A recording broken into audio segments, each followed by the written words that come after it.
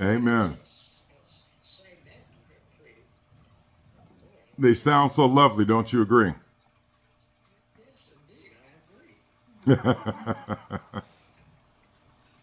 So, I picked that particular scripture because it mentioned about the wickedness in the nation, and that's kind of like it's like it's the season that we're in right now. Not just in America. We're finally experiencing that, and it's the same thing that people in other countries, especially the third world countries, they've experienced this wickedness in their nation for a very long time now, and the things that are just beginning to happen in this nation have been happening in those nations for quite some time now. And it's getting to the point where things are being exposed. And, it talks about in the Bible, when things get done in the dark, they're going to come to light. Everything is going to be revealed. Everything done in darkness will be revealed in the light. And we're starting to see those things now. And it's causing a lot of despair, and it's causing a lot of chaos, and it's causing a lot of confusion and discord. And the game that the devil is playing now is to make sure that everybody's divided into small groups, and these small groups are arguing with each other. And none of these groups can get together to form any kind of unity or any kind of structure to have a united front against the evil that they're being faced with. So you have a small group of one group of people that's trying to exercise, their rights and make public, their cause and normalize, their behavior and their lifestyle.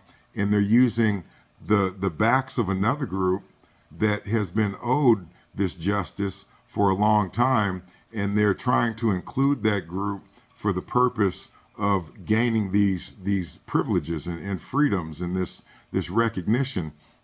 And then you've got a group of people that, and I don't want to say the names of these groups, because I'm not trying to persecute anybody or make anybody look bad or feel bad about what they're doing or anything like that. But I just want people to realize that it's the devil that has everybody separated.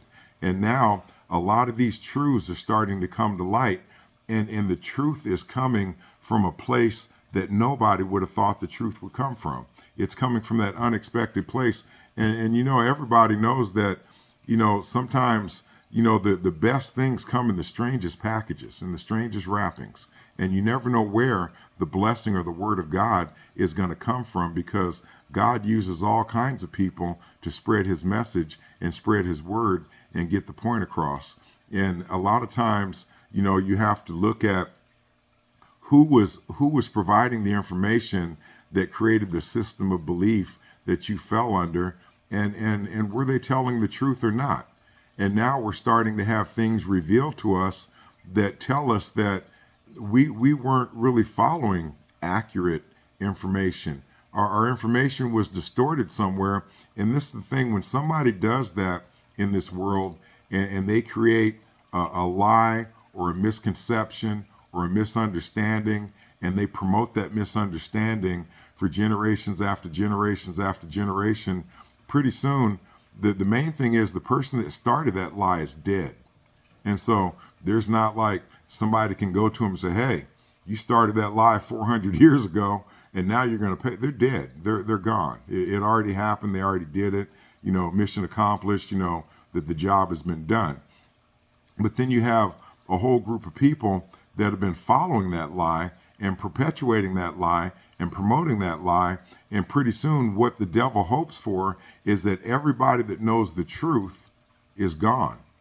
And there's nothing left but the lie.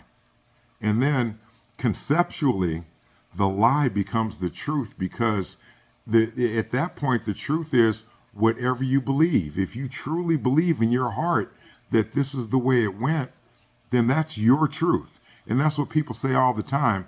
Everybody has their own truth. And it's unfortunate that whole phrase and that whole saying came from people that spread so many lies and so much misinformation that everybody had their own separate truth. It depends on where you grew up at and who you grew up in front of and what they told you while you were growing up. and what you believed, what the masses around you believed. And so the real truth was hidden, and everybody had their own truth.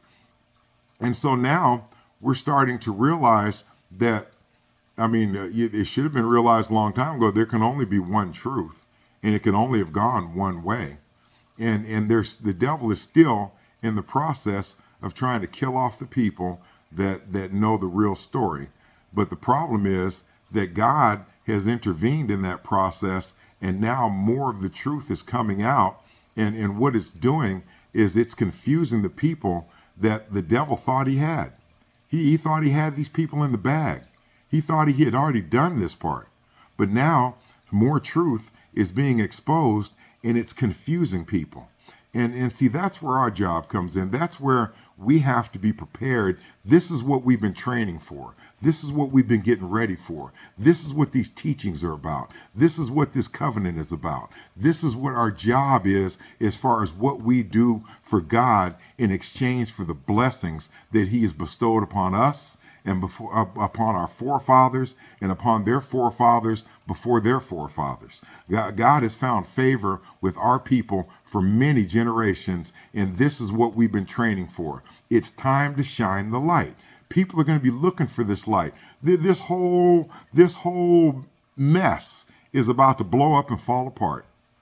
Everything is going to be exposed, and people are going to be not only very confused, but they're going to be pissed off. They're going to be upset. And in their anger, some of them are going to lash out, and some of them are going to look for the right way.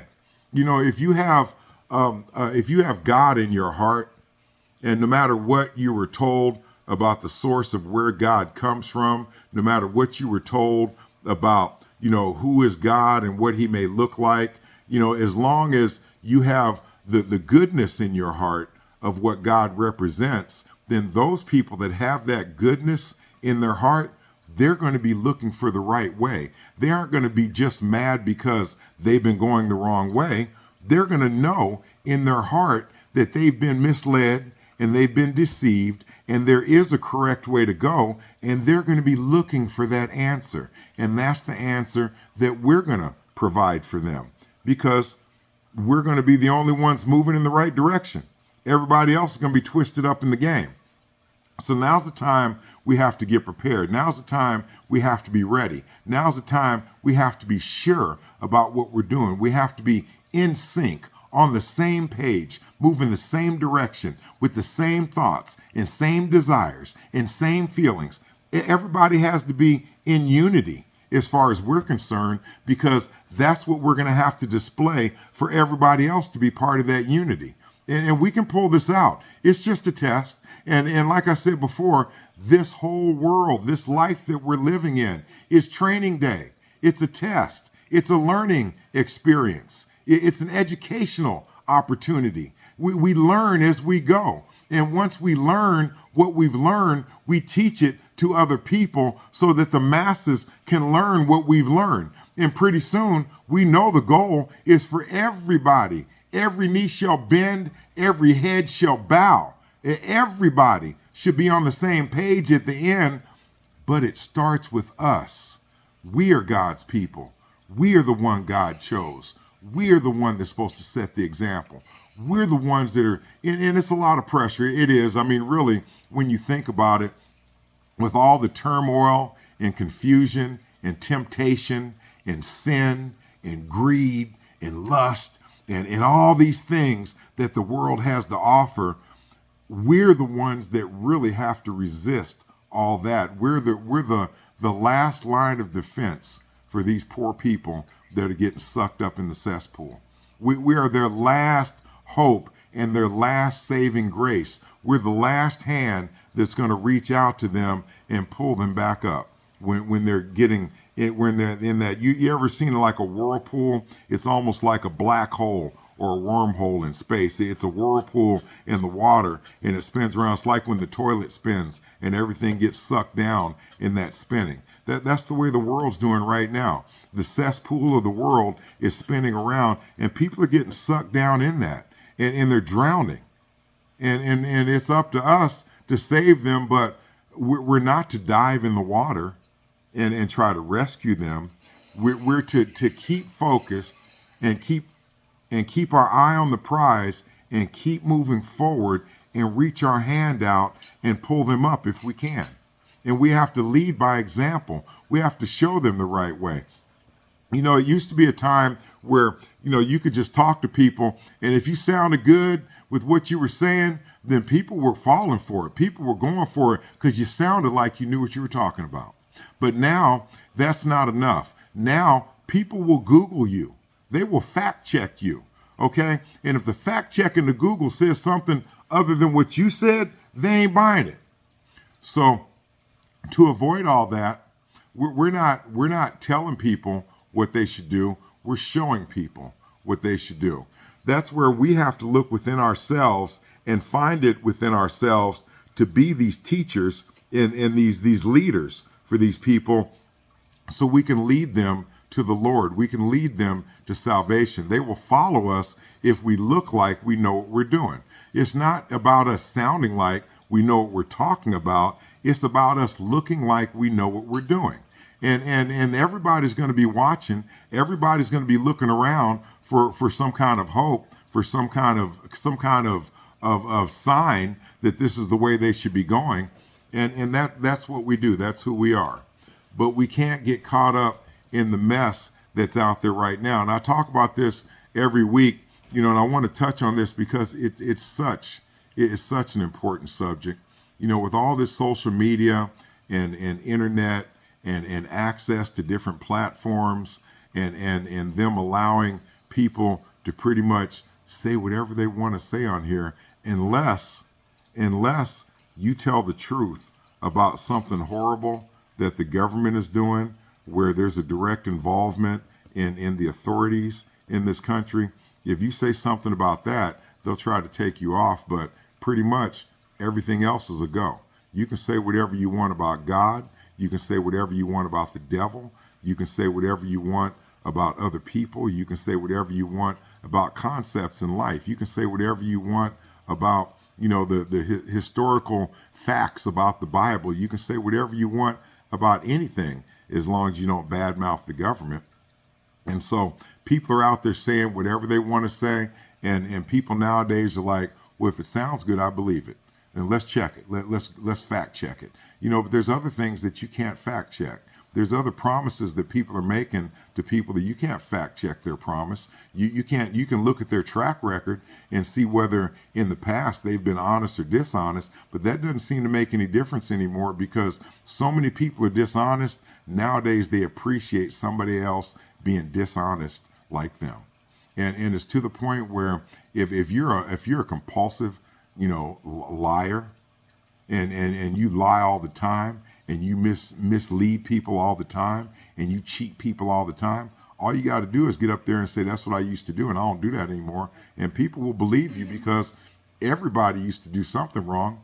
Everybody's trying to repent for something. Not everybody wants to repent because sometimes when people do these wrong things and mislead people and mistreat them, they benefit from it somehow. They profit from it somehow. And they really think that, you know, that's what it's all about. That's what this world is all about. But it's not, because those people are dying on the inside. And like I said before, even a devil worshiper and a heathen and idolater can get a house and a car and some money in their bank account and do fancy things and go fancy places and all that. But those people can't buy health. Those people can't buy love. Those people can't buy happiness. And eventually people get tired of being ugly. People get tired of being hateful. It'll wear you down. It'll eat you up. And you end up getting sucked up into the same cesspool, and you raise a generation of people that come after you that are even more miserable than you were. And misery loves company, so they want as many people around them to be miserable too. And so it's getting to the turning point now where the truth will prevail, and what's right will stand in the light, and what's evil will stand in the darkness, and people are going to be able to see the difference. You know, it's showtime. It's time to man up and do what we're supposed to do and move forward. And one of the things we have to do in that process, and I mentioned this before, we have to apologize to these young people that we were hypocritical with. We have to apologize for these young people for not showing them what God wanted us to show them, not teaching them diligently what God wanted us to teach them, misleading them by misbehaving in front of them, thinking that they were going to listen to what we say and not watch what we do. You know, our actions spoke louder than our words, and they saw what we were doing, and they heard what we were saying, and they walked away because that they were thinking in their minds, in their young minds, that can't be God. God wouldn't do that to me.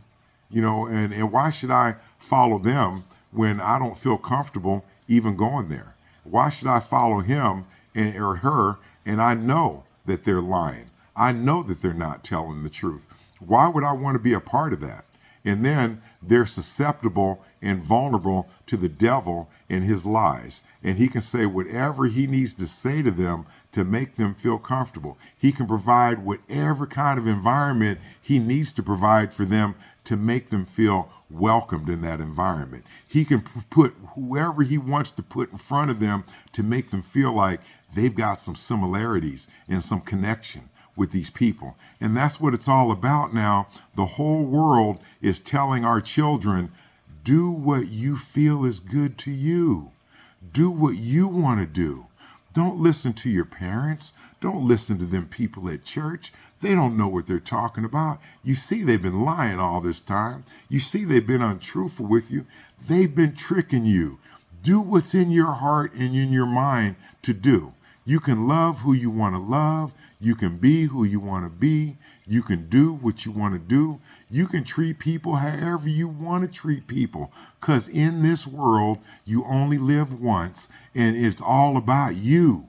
You. You've got to live for you. That's what they're telling people.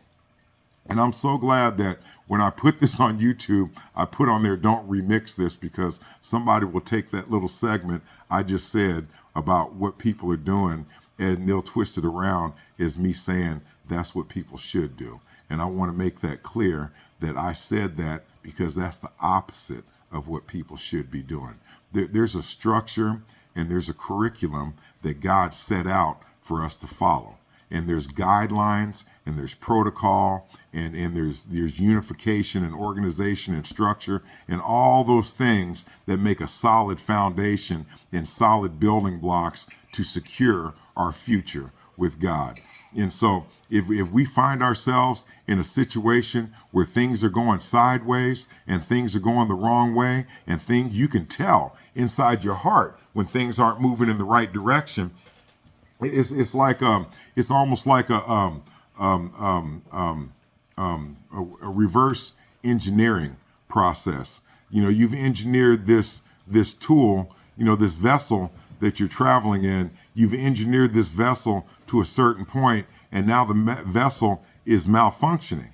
And you can't tell exactly what's wrong with it to get it to function. A couple of times it malfunctioned and you tweaked it a little bit and it started moving in the right direction. Then it malfunctioned again and you tweaked it a little bit. And this time the tweaking ain't working. The vessel's malfunctioning. So now what you have to do is you have to backtrack. You have to start taking things away that you've added to see if that will help this vessel function properly. And you may need to go all the way back to the drawing board. You may need to go all the way back to the beginning. Nana sang a song, take me back to the place where I first met you. Sometimes you got to go back to that place where you first met God and remove everything that you did since then so you can start back at the beginning and rebuild that foundation. And it's not too late as long as you don't go back too far. See, sometimes people go back too far and they begin to try to reinvent the wheel and reinvent the spirituality and reinvent who God is and what he's about. You don't go back that far. You go back to when you first met God and your understanding of who God is. And all of us that are in this congregation are blessed enough to have, you know, that in our family where we have a lot of righteous, upright, and holy people throughout the generations in our family. And it's not hard for us to go back to the basics. But some people, we talked about that earlier, there are people on this planet that actually have never heard of God. Believe it or not, there's still people on this planet. I mean, these people are back in the jungle. And really, truly, if there are people that are still living in the jungle that don't use any modern technology. There's no phones, there's no electricity. They can barely light a fire, and they live off the land. They never come out of the jungle. They don't even wear clothes. So those people have never heard of God. And maybe somewhere in their history, in their ancestry, they may have, made contact with some people that had some kind of spiritual worship, with serpents or something like, but they've never heard of God. And believe it or not, there's people that are right here in the United States of America, people that are adults in this country that grew up in their house. Now, there's probably no one in this country that's never heard of God, especially anyone that's never heard of Jesus, but there are people that grew up without a Bible in their house. There are people that grew up, people teaching them that there is no God. There are people that grew up believing and trusting in the people that told them that, and perpetuating that philosophy that there is no God and this is all made up. And you can get on the platforms right now on social media and you can see more often than not, there's some kind of podcast that's telling you that there's no God. And so that's really, for them, that's a fairly easy thing to pull off, because we have disappointed so many young people and disillusioned and disenchanted them with the whole concept of God, that it's easy for them to believe that there's not a God, and it's easy for them to believe that it's all made up. And if this thing that we're doing has been based on faith and trust, that's really easy to unravel, because they're saying that what they're doing is based on factual information and clear evidence. And so in this day and age, factual information and clear evidence way outweighs faith and trust. And so if you have one side where, well, we can't prove it, but you just got to believe it because it's true. And then you've got another side that says, look at this, it can't be true. Which one are you going to go to? I mean, it's really easy to understand how they're being pulled away. And so that goes back to teaching this diligently to our children. That goes back to try to undo what we've already done, unmess up the mess up that we did. And all of us didn't make this mistake, but a majority of us did. And we did not teach this diligently to our children because it wasn't taught diligently to them. And the people that were in charge of teaching it diligently to them didn't quite believe it. And their faith wasn't strong enough, so they didn't perpetuate that because they weren't sure about it. And so now more than ever is the time that we have to take hold of this situation, and we have to make sure that this is a solid teaching with our children, because like I said before, when they walk out of our house and they're exposed to the world, they're absolutely, completely vulnerable. Anything can happen to them.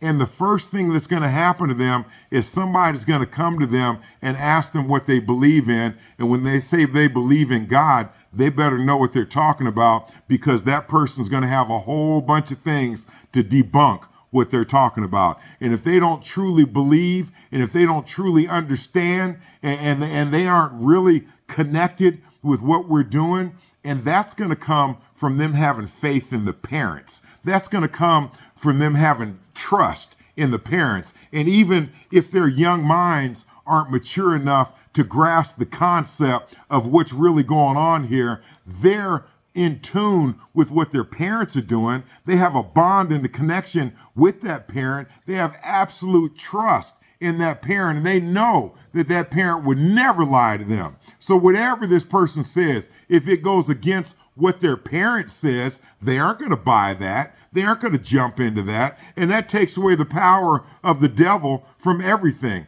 Right now, the devil is on social media. The devil's on the internet. The devil's in the school. The devil's in the church. The devil's everywhere now. And he's never missing the opportunity to derail somebody and suck them into that abyss. He's never going to miss the opportunity to lead somebody the wrong way. Catch them slipping is what we used to say. Don't get caught slipping with your children. We can't afford to let the children be sucked up in this, because the children are the future. And if the devil controls the children, he controls the future. And if he controls the future, he controls this world. That's his goal. What we have to do is some of us, not all of us, what some of us need to do is recalculate where we're at and reassess what we're doing and make sure we're doing the right thing. And if we've made some mistakes, we have to hold ourselves accountable for those mistakes, because pretty soon it's going to be too late to go back and correct them. Pretty soon it's going to be so far gone that it's beyond the point of return. Right now, we're at a point where they're still, able to return and go back to what we should have been doing. But pretty soon we're going to reach that point of no return. And it's going to be too late for this generation that the devil is preying on. And that's going to affect the next generation, because we're going to have a generation of people who are going to produce the next generation based on the philosophy and the spirituality that they believe in. Did you see how that works? So if we're the last line of hope and defense, and we're the keepers of the truth, we have to make sure that next generation is the keeper of the truth as well. When somebody approaches your child and says these things, your child should be able to, with confidence and surety, debunk what they're saying and tell them, no, it's not like that. This is who God is, and this is what God expects from us. And then that child, depending on how old they are, they may even be able to recount some situations where God intervened in their life or in the life of somebody close to them. And they know the story. They've heard the story. They were there. They witnessed it. Whatever happened, they're sure about who God is. And that's what we have to do. When we let these children out of the house, we have to be sure that they're sure. And if they aren't sure, like I said, about who God is, they have to be sure about you. And that's going to come from not just telling them what they should do. That's going to come by demonstrating what they should do, by doing it yourself. No hypocritical stuff, no lies, no deception. I mean, if you tell a child one thing and you do something else, you may as well be the devil, because that's what the devil does. The devil tells people stuff and it's not true. And the devil wants to lead you down a path where you're not doing what you're supposed to do. And accidentally, that's what we do sometimes, some of us as parents. We mislead these children thinking that they're going to listen to us and thinking that they're not watching us. And it's starting to be more apparent now to adults that, not only do children watch you very close, they remember everything they heard you say. So if you're having an argument with your significant other, with the other parent or somebody else in the family, and you say these horrible things, or you expose them for the horrible things that they've done, or you threaten to do these terrible things to them, the children hear that. And not only do they hear it, they incorporate that as part of their survival skill, part of their coping skill, part of their systems of belief. Because if they see, for instance, and I don't want to make this too long, but I need to make sure that everybody really understands where I'm coming from. Picture this, envision this. You have a man and a woman. They've got several children. The man is very dominant and he's very angry and he's yelling at this woman. And this woman is submissive and she's kind of shadowing down and it looks like that this man is getting his point across, and it's working. That yelling and that threat of violence and that aggressive behavior is working for him. It seemed to be a problem-solving tool, because at the end of the argument, the woman stopped arguing with him and the man got his way. And when your children watch that, they're going to think that that's how adults conduct themselves. The one who yells the loudest and threatens the most and is the scariest is the one who's going to win the conversation. And if you win the conversation, you win the battle. If you win the battle, you get to do what you want to do. And isn't that what we all want deep down inside? We want to do what we want to do. And so that little example there is an example of how these children learn and what they incorporate into their lives and why they manifest this in their adult life, and it turns into problems for them because they were following the wrong example to begin with, because that parent set the wrong example for that child to follow. And even though that child followed that example, that parent may have told them all the time while they were growing up, don't be mean to people, be nice to people, don't yell at people, don't threaten people, follow the rules, follow the laws, to respect people. But they weren't being respectful, they weren't being truthful, they weren't being honest, they weren't keeping it real. And so I said all that to say that it's really important that we set good examples for these children. And in the process, while we're setting good examples for these children, we're going to be setting good examples for everybody else in the world. And when all this blows up and people are looking for, which way to go, we're going to be the light. And that's what this is all about. We want to be the light, not only for the people that are going to be confused, but we want to be the light for our children so that we can preserve future generations of that same light being shined, because even after we're dead and gone, it's going to be necessary for somebody to shine that light if we want to keep this process going. And it's almost like back in the slave days when our ancestors were praying for a way out. They were praying for deliverance. They were praying for a Messiah to come deliver them. And a lot of them knew that Messiah wasn't going to come in their lifetime. And I'm telling you, this that we're trying to do here is not going to get done in our lifetime. There's none of us that are on this phone right now or in this world right now. I don't believe any of us are going to actually witness a world that every knee shall bend, every head shall bow. I don't think we're going to actually witness that. But if we all work hard towards that goal and we make sure all our children are taught this with diligence and with love and with a commitment to make sure that they understand, if we do our part and we set them up so they can do their part, we're praying for the future generations. We're praying that one day the work that we picked up from our forefathers, because this concept isn't anything brand new. This isn't like a new idea or anything. There have been people that have been trying to teach this to us ever since time began. From back in the Garden of Eden days, there's always been somebody that's trying to make their children understand about God and that this is the right thing to do and the right way to go.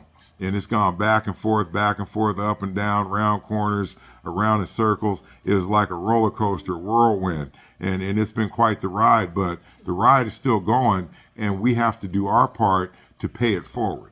And that's all we can do right now is make sure we pay it forward. And the more of us that do this and the more diligent we are about doing this, the better the results are going to be. And we can teach our children to teach their children to teach their children to teach their children. And one day, we will have accomplished that goal. And hopefully, but my concept and my philosophy and my belief is that when we leave this world, spiritually, we're still connected with this world and the people that we left behind. And spiritually, we're part of that teaching. Spiritually, we're part of that connection. Spiritually, we're part of that motivation. Spiritually, we're part of that inspiration. Spiritually, we're still connected to those people, our offspring, our future generations. And in another dimension, in that spiritual realm, we can communicate with their spirits and try to guide them the right way, try to lead them in the way of the light. We still have a connection, but it's not going to happen in our lifetime. So what we're praying for is we're praying for us to do what we need to do with the next generation. And if we do what we're supposed to do, it'll be a perpetual thing where everybody in the future is going to do what they're supposed to do, and we can try to push this agenda and keep this party going. So 35 minutes. I don't mean to be too long. I know people listen as long as they can, and sometimes, I have a lot of subjects, entwined in what I'm talking about. But, what I'm talking about is important to the future of what we're doing. And it's important to God because he puts these things in my heart and on my mind, and it comes out of my mouth. And sometimes I want to over-explain and overthink things. But, we don't have a whole lot of time, in these short sermons to really hit home on the point. So I hope everybody understands what I'm talking about, and they understand, the mission at hand. And what another thing I want to mention that I always want to mention is part of this process, especially with the smaller kids that haven't left home yet. Part of this process is you have to listen to the children. You have to build a trust and a bond with the children. Those children have to believe you no matter what. And no matter what they hear, if it's not what their parents told them, then it can't be true, because their parents would not lie to them. And once you build that connection with your child, then it's not over yet. Then you have a responsibility and an obligation to find out who that child is associating with and how their day went at school. What did the teacher say to them? What kind of things are they trying to teach them? What kind of after-school groups and extracurricular activities are they offering to them? What kind of video game is that they're playing? What's the purpose of the game? What are these prizes? What do those symbols mean in the game? What is that encrypted code? What does that really say? What's with this movie that you're watching, and what's the plot of the movie? And that person, is he a godly person or an ungodly person? And they make witchcraft and devil worshiping look fun. And they turn it into games, and they turn it into a ride, or they turn it into the name of something. To me, if it's got the word devil or the word witch in it, I don't want to associate with that. I mean, for instance, and I don't want to take too long. There's the cream that I make. There's a herb called devil's claw, and this herb is used in the healing process as a pain reliever, and it's supposed to work really good. But I'm not going to use any of it. There's I was reminded about this when I was thinking about when I was a kid and the different things that we had in our bathroom in the medicine cabinet. There was rubbing alcohol, and there was, a little peroxide and some Band-Aids, and I don't think they had Neosporin back then. They had burn cream, but they didn't really have any Neosporin. But they had something, and they still have this, and a lot, especially black people, have this in their medicine cabinet. It's called witch hazel. And so it's an astringent, and witch hazel is the brand of astringent that this is, this product is bottled under, but it's got the word witch in it, which totally turns me off. It turns me away. There's got to be another astringent that is the same molecular structure and does the same thing that doesn't have witch in it. If it's got witch in it and it's got devil in it, that's a sure sign that you should look for something else. That's a sure sign. I don't care how good it works. I don't care how many people recommend it to you. If it's got witch or devil or hell, or what are you doing? You drive a car that's called a Hellcat and or a demon, and then you got some stuff in your medicine cabinet called witch hazel, and you're consuming something called devil's claw. Where are you going? What are you doing? So, and little things like that, that doesn't matter. It's just a name. It's just a word. Well, you can look at it like that if you want. That's one way to look at it. Or you can look at it like, that don't sound right. What are my alternatives? What are my options? Does this option work as good as that option? Because if this car called an Angel rides as good as this car called a Hellcat, Why wouldn't you go with the angel car? If the angel astringent works as good as the witch hazel, why are you using the witch hazel? You know what I mean? If the black seed oil works as well as the devil's claw, why are you going to use the devil's claw? You know what I mean? So it's just, if you really want to strive for righteousness and holiness, you need to get all that stuff out of your vocabulary and in your life. It just, saying those words really gives the devil a little bit of power. You know what I mean? Talking about witchcraft in any kind of positive, manner, really gives power to people that are witches. Talking about the devil, anything devil's claw can make you feel better. So what you're saying is the devil can make you feel better? I mean, essentially that's what you're saying. So little things like that, I want us to be aware of our options and the words that we're using and the concepts that we're grasping and what's coming out of our mouth, and what kind of thoughts we're having inside of our heads. I felt horrible yesterday, and this is the last thing I'm gonna talk about, and I'm gonna let this go.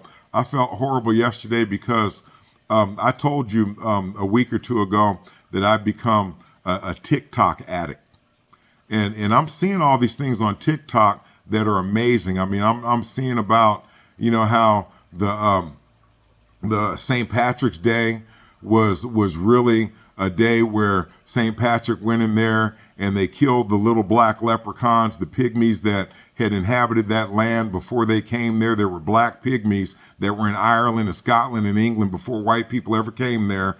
And St. Patrick led the snakes out of Ireland, and then the leprechauns, the little short leprechauns, always had the gold. And that was the pygmies, because the pygmies were there first and they knew where all the gold was. That was their land. So they were emulated as the leprechauns, and they had headdress on their head like the Egyptians did with the snakes on there. And it's probably because ancient man worshipped a lot of serpent worship. And that's probably why they had the serpents on their headdress or whatever. But St. Patrick came and he didn't lead them out. He wiped them out.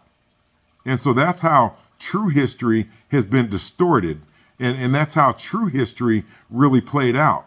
And so when, we see these things and we realize these things, we have to understand that, this lying thing and this misconception thing isn't anything new. There's nothing new under the sun.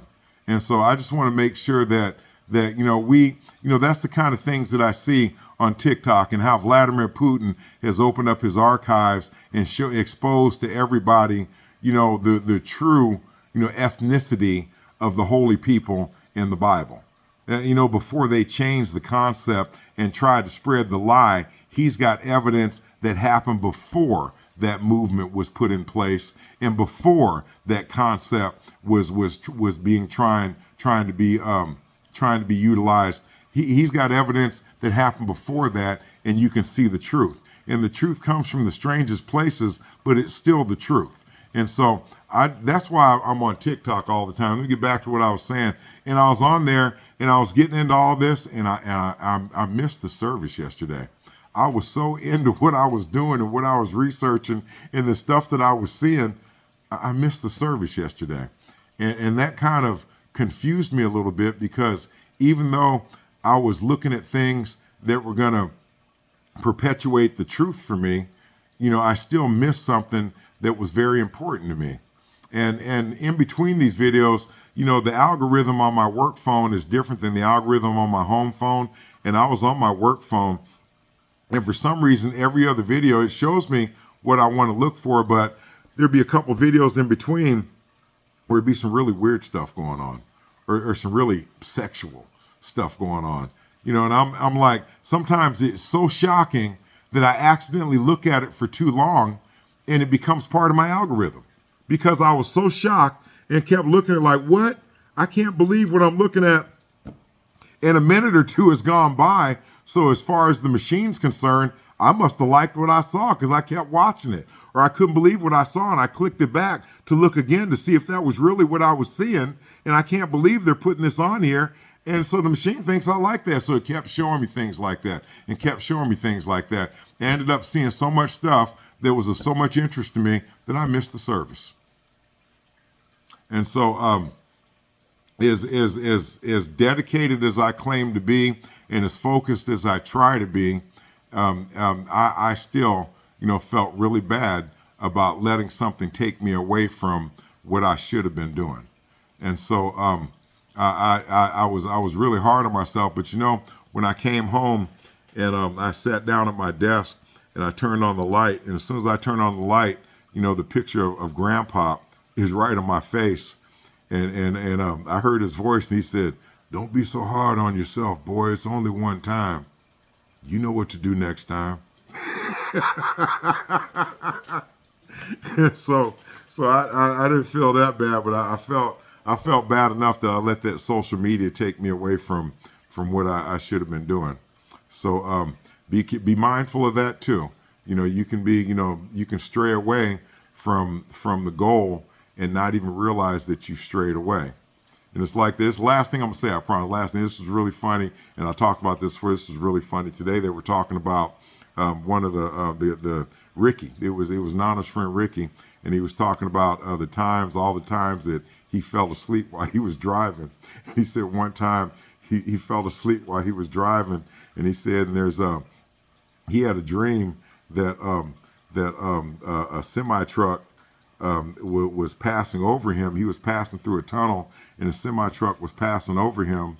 And he said, and during the dream, he was in the back seat of the car, and he was back there with Chief Rabbi Levi, and Chief Rabbi Levi asked him how he's doing. He said, "Oh, I'm doing good, Chief Rabbi. How are you?" He said, "I'm doing good too." He said, "So who's driving the car?" And he said that's when he woke up and realized that it was him driving the car, and Chief Rabbi woke him up and saved him, from whatever was going to happen next, and he was up on the rail, but he pulled the car, he made it, and he didn't have an accident. But that was really funny how, it wasn't really funny, but it kind of is similar to you getting straight off your course. When you're driving, you're focused on driving, you fall asleep, and now you're not driving anymore. And so that's kind of what we're doing. We want to make sure that we don't fall asleep at the wheel. We want to make sure that we stay awake for the course of the trip, because it's important that we don't miss anything, and it's important that we're able to steer the ship in the right direction and not miss any curves, don't get caught slipping, and watch out for the oncoming traffic, because the devil is the oncoming traffic, and he will have a head-on collision with you if you let him. So I ask Church of God and Saints of Christ to please pray for this sick and twisted world and the suffering that's going on. Amen.